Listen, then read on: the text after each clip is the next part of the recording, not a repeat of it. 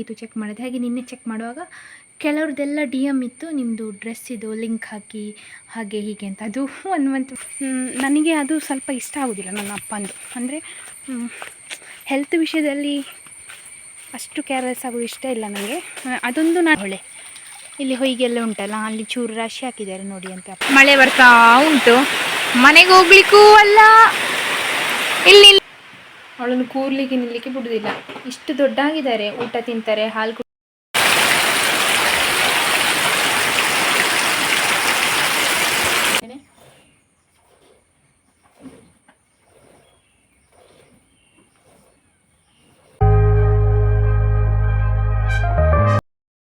Hello guys, good morning, welcome to my new vlog. ಎಲ್ಲರೂ ಹೇಗಿದ್ದೀರಾ?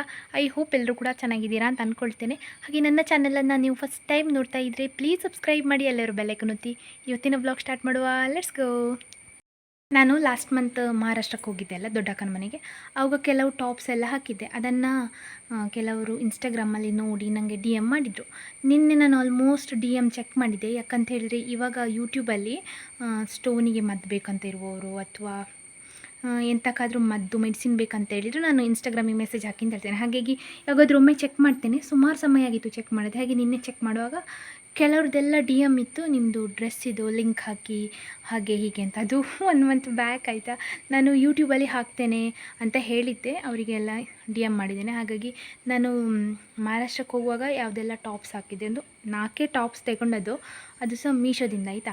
ಅದರದ್ದು ಫೋಟೋ ಹಾಕಿರ್ತೇನೆ ನಾನು. ನೀವು ಅದನ್ನು ಫೋಟೋವನ್ನು ಸ್ಕ್ರೀನ್ಶಾಟ್ ಮಾಡಿ ತೊಗೊಳ್ಲಿಕ್ಕಾಗ್ತದೆ. ಇಲ್ಲಂತ ಹೇಳಿದರೆ ನಾನು ಲಿಂಕನ್ನು ಡಿಸ್ಕ್ರಿಪ್ಷನಲ್ಲಿ ಹಾಕಿರ್ತೇನೆ. ಎಲ್ಲ ಕೂಡ 350 ಅಂಡರ್ ಒಳಗೆ ತೊಗೊಂಡದ್ದು. ನಾನು ಜಾಸ್ತಿ ಇದೆಲ್ಲ ತೊಗೊಳ್ಳಿಲ್ಲ. ಮತ್ತು ಆನ್ಲೈನಿಂದ ತಗೊಳ್ಳು ಅಂತ ಹೇಳಿದರೆ ನನ್ನ ಅಪ್ಪ ಬೈತಾರೆ, ಎಷ್ಟು ಡ್ರೆಸ್ ತಗೊಳ್ತಿ, ಡ್ರೆಸ್ ಒಂದು ಮುಗ್ದು ಹರಿದು ಹೋಗಲಿ ಆಮೇಲೆ ಇನ್ನೊಂದು ತಗೋ ಅಂತ ಅವರದ್ದು ಪಾಲಿಸಿ. ನಂದು ಹಾಗಲ್ಲ, ನನಗೆ ಇಷ್ಟ ಆಯ್ತು ಅಂತ ಹೇಳಿದರೆ ತಗೊಳ್ತೇನೆ ನಾನು. ಮತ್ತು ಏನಂತ ಹೇಳಿದರೆ ಜೀನ್ಸಿಗೆ ಟೀ ಶರ್ಟಿಗಿಂತ ನನಗೆ ಟಾಪ್ಸ್ ಬೇಕಿತ್ತು, ಅದು ಅಂಬ್ರೆಲ್ಲ ಟೈಪ್ ಇದು. ಹಾಗಾಗಿ ಅದನ್ನು ತಗೊಂಡದ್ದು. ನಿನ್ನೆ ಚೆಕ್ ಮಾಡುವಾಗ ಗೊತ್ತಾಯಿತು. ಹಾಗಾಗಿ ನಾನು ಫೋಟೋಸ್ ವಿತ್ ನಾನು ಹಾಕಿದ್ದು ಫೋಟೋಸು ಹಾಕಿರ್ತೇನೆ, ನೀವು ಚೆಕ್ ಮಾಡ್ಕೊಳ್ಳಿ. ಇಲ್ಲಾಂತ ಹೇಳಿದರೆ ಡಿಸ್ಕ್ರಿಪ್ಷನಲ್ಲಿ ಲಿಂಕ್ ಹಾಕಿರ್ತೇನೆ ನಾನು, ಆಯಿತಾ. ಇದಿಷ್ಟು 4 ಟಾಪ್ಸನ್ನು ನಾನು ಮೀಶೋದಿಂದ ಪರ್ಚೇಸ್ ಮಾಡಿದ್ದು. ಫಸ್ಟ್ ಒನ್ನಿಗೆ ಮಾತ್ರ ಒಂದು ಸ್ವಲ್ಪ ರೇಟ್ ಜಾಸ್ತಿ ಇತ್ತು, ಬೇರೆಲ್ಲಕ್ಕೂ ಮಿನಿಮಮ್ ರೇಟಲ್ಲೇ ತಗೊಂಡದ್ದು. ಎಲ್ಲ ಕೂಡ 300 ಒಳಗಡೆ ಇದೆ. ಸೊ ನನಗೆ ಫೇವ್ರೆಟ್ ಇಷ್ಟ ಅದು ಅಂತ ಹೇಳಿದರೆ ಪಿಂಕ್ ಕಲರ್ ಟಾಪು. ನಿಮಗೆ ಯಾವ್ದು ಇಷ್ಟ ಆಯಿತು ಅಂತ ಕಮೆಂಟಲ್ಲಿ ಹೇಳಿ. ಹಾಗೆ ನಾನು ಡಿಸ್ಕ್ರಿಪ್ಷನ್ ಬಾಕ್ಸಲ್ಲಿ ಲಿಂಕನ್ನು ಹಾಕಿರ್ತೇನೆ, ಚೆಕ್ ಮಾಡಿ. ಬೆಳೆಯದು ಕೆಲಸ ಎಲ್ಲ ಆಗಿ ನಾನು ಸೊಪ್ಪಿಗೆ ಬಂದೆ. ಈಗ ಒಂದು ಸ್ವಲ್ಪ ಸೊಪ್ಪು ಮಾಡಿ ದನಗಳನ್ನು ಚೇಂಜ್ ಮಾಡಿ ಅಪ್ಪನ ಹತ್ರ ಹೋಗಬೇಕು. ಅವರು ಎಂತ ಹೇಳಿ ಅದು ಹೊಯ್ಗೆ ರಾಶಿ ಮಾಡ್ತೇನೆ ಅಂತೇಳಿ ಹೋಗಿದ್ದಾರೆ. ನಮ್ಮ ತೋಟದ ಹತ್ರ ಹೊಳೆ ಉಂಟಲ್ಲ, ಅಲ್ಲಿ ಹೊಯ್ಗೆ ಉಂಟು, ಅದನ್ನು ರಾಶಿ ಮಾಡ್ತೇನೆ, ನಿಂದು ಹುಲ್ಲು ಅಲ್ಲ ಸೊಪ್ಪಾಗಿ ಬಾ ಅಂತ ಹೇಳಿದ್ದಾರೆ. ಹಾಗೆ ನಾನು ಒಬ್ಬಳೇ ಸೊಪ್ಪು ಮಾಡಲಿಕ್ಕೆ ಸೊಪ್ಪು ಮಾಡಿ ಹೋಗಬೇಕೀಗ.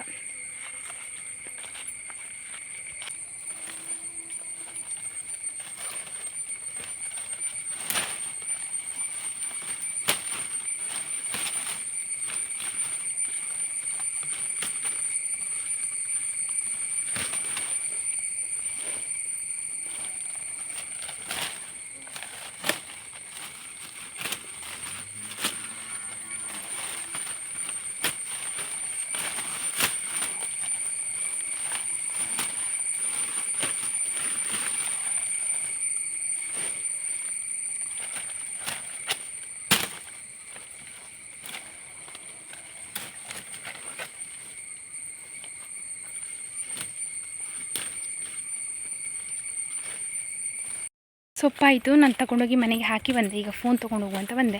ಇಲ್ಲಿಂದಲೊಮ್ಮೆ ಹೋಗಿ ದನಗಳನ್ನು ಬದಲಿಸಿ ಅಪ್ಪನಿಗೊಂದು ಜ್ಯೂಸ್ ಮಾಡಿ ತಗೊಂಡು ಹೋಗುವ. ಅದು ಯಾಕೆ ಗೊತ್ತುಂಟ, ಹೊಯ್ಗೆ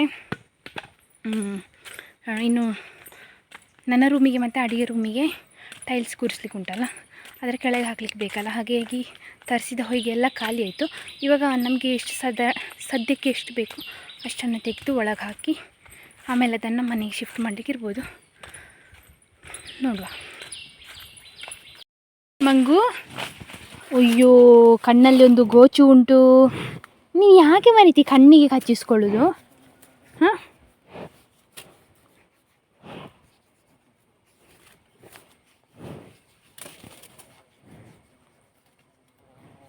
ಹೀಗೆ ಮಾಡಿ ಮಂಗ ಮಾಡಿ ತೆಗಿಸ್ಬೇಕಷ್ಟೇ. ಕಣ್ಣಲ್ಲಿ ಒಂದು ಉಣುಂಗು ಉಂಟು. ಉಣುಂಗು ಅಂತ ಹೇಳಿದ್ರೆ ಗೊತ್ತಲ್ಲ ನಿಮಗೆ, ದನಗಳ ಮೈಯಲ್ಲೆಲ್ಲ ಇರ್ತದೆ. ಅದೇ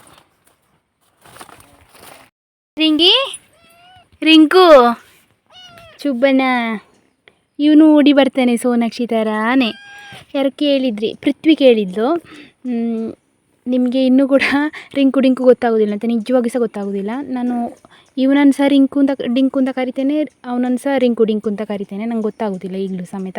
ಯಾಕಂದರೆ ಸೇಮ್ ಮುಂಚೆ ಅದರಲ್ಲಿ ಇಲ್ಲಿ ಒಂದು ಇಲ್ಲಿ ಕಲೆ ಇಲ್ಲದಿರೋದು ಹಾಗೆಲ್ಲ ಇತ್ತು. ಇವರಿಬ್ಬರು ಸೇಮ್, ಅದಕ್ಕೋಸ್ಕರ ಗೊತ್ತೇ ಆಗೋದಿಲ್ಲ ನೋಡಿದರೆ.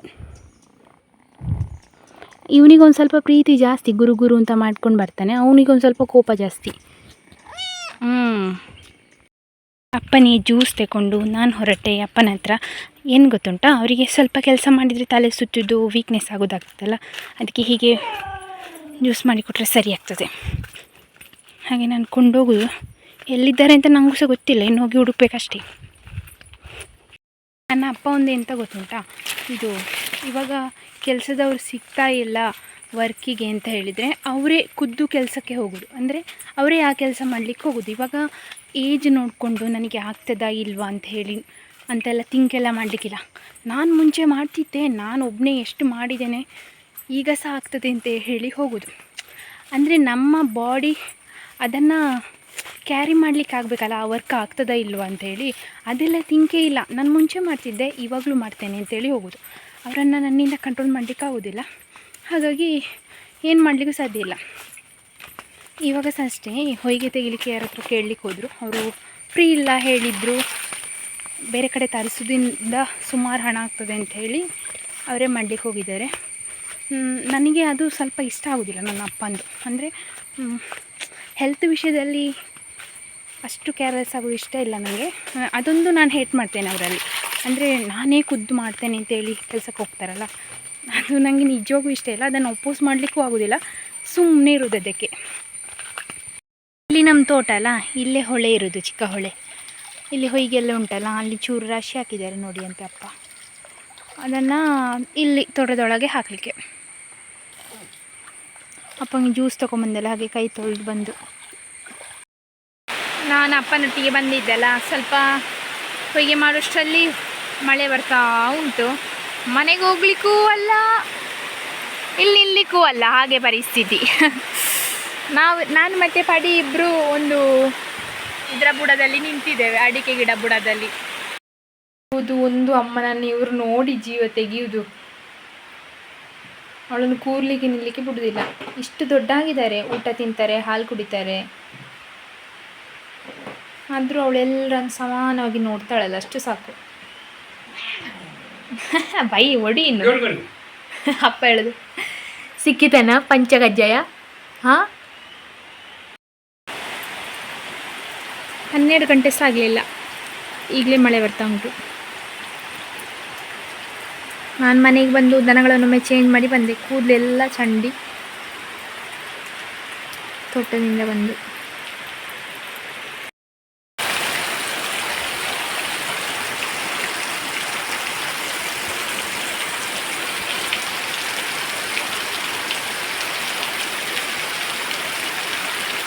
ಎಂತ ಮಾಡುದಾ ನೀನಲ್ಲಿ? ಮಳೆ ನೋಡುದಾ? ನೀನು ಇಲ್ಲಿದ್ಯಾ? ಈ ಮಳೆ ಬರುವಾಗ ಬೆಕ್ಕುಗಳು ಯಾಕೆ ಹೀಗೆ ಕಿಟಕಿ ಸೈಡಲ್ಲಿ ಕೂತ್ಕೊಳ್ಳೋದು? ಯಾವಾಗಲೂ ಕೂತಾರೆ ಅವ್ರು ನಮ್ಮಲ್ಲಿ. ಇಲ್ಲಿ ಉಳಿದಾಳೆ ನೋಡಿ ಜೂನಾ. ಮಳೆ ಜೋರು ಅಂದರೆ ಜೋರು ಬರ್ತಾ ಉಂಟು ಮಳೆ ಬರ್ತಾ ಉಂಟಲ್ಲ, ಹಾಗಾಗಿ ಬೇಗ ದನಗಳನ್ನು ಕರ್ಕೊಂಡು ಹೋಗಲಿಕ್ಕೆ ಬಂದೆ ನಾನು. ಇವರಿಗೆ ಹೋಗಲಿಕ್ಕೆ ಮನಸ್ಸಿಲ್ಲ. ನಂಗೆ ಆವಾಗಲೇ ಒದ್ದಾಗಿ ಇವಾಗ ತಲೆ ಭಾರಾಗಿ ತಲೆನೋವು ಸ್ಟಾರ್ಟ್ ಆಗಿದೆ. ಇನ್ನು ಊಟ ಮಾಡಿ ಒಂದು ಟ್ಯಾಬ್ಲೆಟ್ ತೊಗೊಂಡು ಮಲಗೋದು. ತಲೆನೋವು ಜೋರಾಗ್ತಾ ಉಂಟು. ಮಳೆಯಲ್ಲಿ ಒದ್ದಾದರೆ ಹಾಗೆ ಹೋಗುವ, ಇವರನ್ನು ಕರ್ಕೊಂಡು ಹೋಗುವ. ಇವರಿಗೆ ಹೋಗಲಿಕ್ಕೆ ಮನಸ್ಸಿಲ್ಲ ಅಂತ ಅಲ್ಲಲ್ಲೇ ದುಂಗುತ್ತಿದ್ದಾರೆ. ಮಳೆಯಲ್ಲಿ ನನಗೆ ಒದ್ದೆ ಆದರೆ ತಲೆನೋವು ಸ್ಟಾರ್ಟ್ ಆಗ್ತದೆ. ಇವರಿಗೆ ಎಂತ ಆಗ್ಬೋದು? ಮಳೆ ಬರುವಾಗ ಸುಮ್ಮನೆ ನಿಂತ್ಕೊಂಡು ನೋಡೋದಂತ ಇವರು. ಹುಲ್ಲು ತಿನ್ನಲಿಕ್ಕೆಲ್ಲ ಎಂತ ಇಲ್ಲ. ಹೋಗ.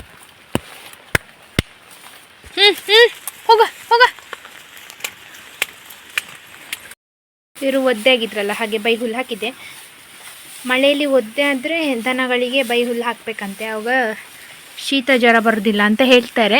ನಮ್ಮಲ್ಲಿ ಮುಂಚೆಯಿಂದ ಹಾಗೆ ಒದ್ದೆ ಆದ ದಿವಸ ಬೈ ಹುಲ್ಲು ಹಾಕೋದು. ಇಲ್ಲಂತ ಹೇಳಿದರೆ ಬೆಳಗ್ಗೆ ಹುಲ್ಲಿಲ್ಲ ಆ ಟೈಮಲ್ಲಿ ಬೈ ಹುಲ್ಲು ಹಾಕೋದು. ಮಧ್ಯಾಹ್ನದಿಂದ ಜೋರು ಮಳೆ ಇತ್ತು, 3 ಗಂಟೆ ಮೇಲೆ ಮಳೆ ಸ್ಟಾಪ್ ಆಗಿ ಮತ್ತು ನಾನು ಹುಲ್ಲೆಲ್ಲ ಮಾಡಿ ಬಂದೆ.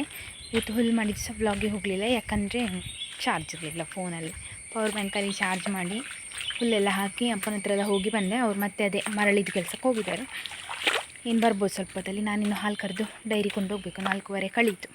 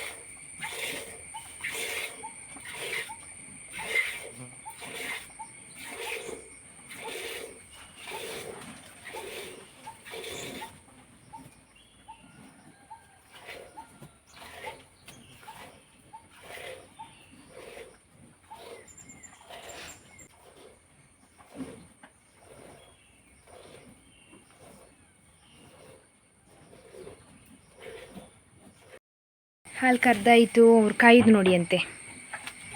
ಇವರಿಬ್ಬರು ಇದ್ದಾರೆ, ಇನ್ನು ಬಾಗಿಲಲ್ಲೆಲ್ಲ ಕೂತ್ಕೊಂಡಿರ್ತಾರೆ, ನೋಡುವ ಇದ್ದಾರಾ ಅಂತ. ಹಾಂ, ಎಲ್ಲ ಬಂದರು, ಇನ್ನೂ ಇದ್ದಾರೆ, ಒಳಗಿದ್ದಾರೆ ಅನ್ನಿಸ್ತದೆ. ವೆಲ್ಕಮ್ ಮಾಡಲಿಕ್ಕೆ ಇವರೇ.